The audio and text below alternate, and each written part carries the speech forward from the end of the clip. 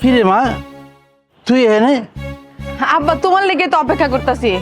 আব্বা তোমার তো কইছিলাম ঘরে সদাই পাতি কিছুই নাই, চাইল নাই, তুমি আনো নাই। না রে মা, আজকেও রঙিন কেমন রে মা, হেলে আনতে পারিনি। কি কও আব্বা, আজকেও রোজগার পাতি কিছু হয় নাই? না রে মা, এখনো কিছু হয় নাই। আব্বা তাহলে তো আজকেও আমাকে দুইজনে না খেয়ে থাকতে হইব। কি করবি রে মা, আমগো কপাল। আব্বা তুমি কোনো চিন্তা করো না, আল্লাহ কি আমাকে দিন এরকম রাখবো কও? আমার পড়ালেখা শেষ হোক, তখন দেখবে আমি বড় চাকরি করবো, তখন আর আমাকে কোনো কষ্ট থাকবে না। আব্বা খালি যাবেই। আরে আবির, তুমি এখানে? আব্বা তোমার না কইছিলাম আমি একটা পোলারে ভালোবাসি, এইটাই হচ্ছে ওই পোলা আবির। আবির এটা আমার আব্বা, সালাম করো আমার আব্বারে। হোয়াট? এই তোমার মাথা ঠিক আছে? মানে এই রিক্সা চালক তোমার আব্বা?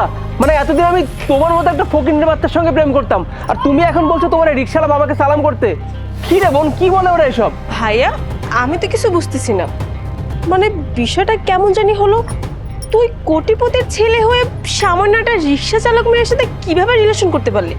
আর আমি যদি আগে কোনোদিন জানতাম যে ওর বাপ একটা রিক্সা চালক, তাহলে কি আমি কখন ওর সঙ্গে প্রেম করতাম?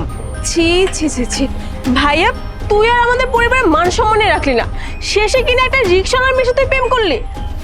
তাকিয়ে দেখ না, এই ফকিনের বাচ্চা গায়ে থেকে না একটা বাজে স্মেল আসতেছে। এখানে যদি আমি বেশিক্ষণ থাকি না, আমার বমি চলে আসবে। আপু আপনি এসব কি কইতেছেন? আমি রিক্সাওয়ালার মেয়ে ঠিক আছে, তাই বলে আপনারা আমার আব্বার অপমান করবেন? না, কোনো কিছু ঠিক নেই। আর আমি তো ভেবেছিলাম তুই একটা কোটিপতির মেয়ে, এখন দেখছি তুই সামান্য একটা রিক্সা চালকের মেয়ে, তাই না? আরে তোর বাপের মতো এরকম প্রত্যেকদিন 30-40টা রিক্সাওয়ালা না আমাকে সালাম দেয়, আর আমার এত টাকা পড়ে গিয়েছে যে এখন আমি তোর বাপকে সালাম দিব, তাই না? আবির তুমি কিন্তু আমার আব্বারে জানোই, তাই বলে অপমান করতেছো।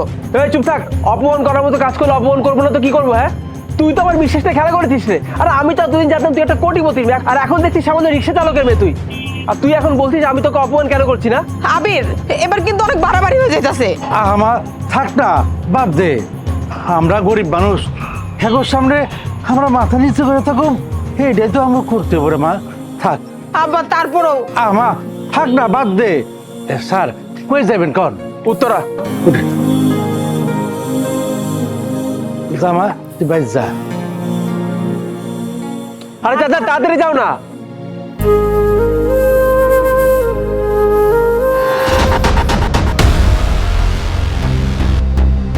স্যার আসবো? আহেন।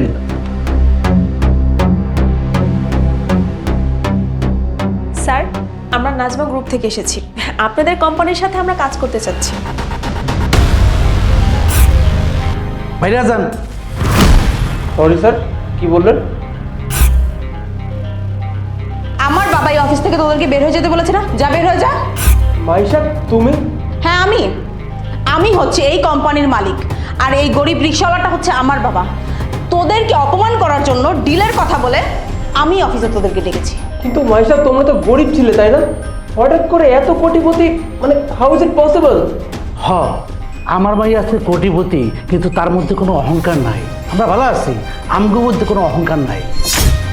তো বাজান, সেই দিন তুমি যে আমার মাইয়ারে অপমান অবস্থা করছিলে সেইরকম কইরা, হেললে আজকে আমার মাইয়া কোটিপতি। যাইগা, আমি চাই না যে আমরা তোমাকে লোক এত খারাপ ব্যবহার করি। তার আগে তোমরা এখান থেকে চলে যাও, কারণ আমরা তোমাদের মতো এত অহংকারী না।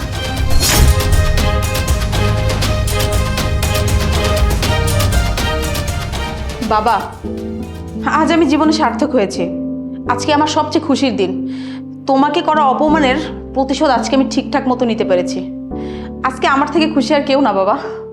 মারে, আমি তো কইছিলাম গরিবের ভাগ্য একদিন না একদিন হইলেও বদলাইব। সব আল্লাহর মেহেরবান।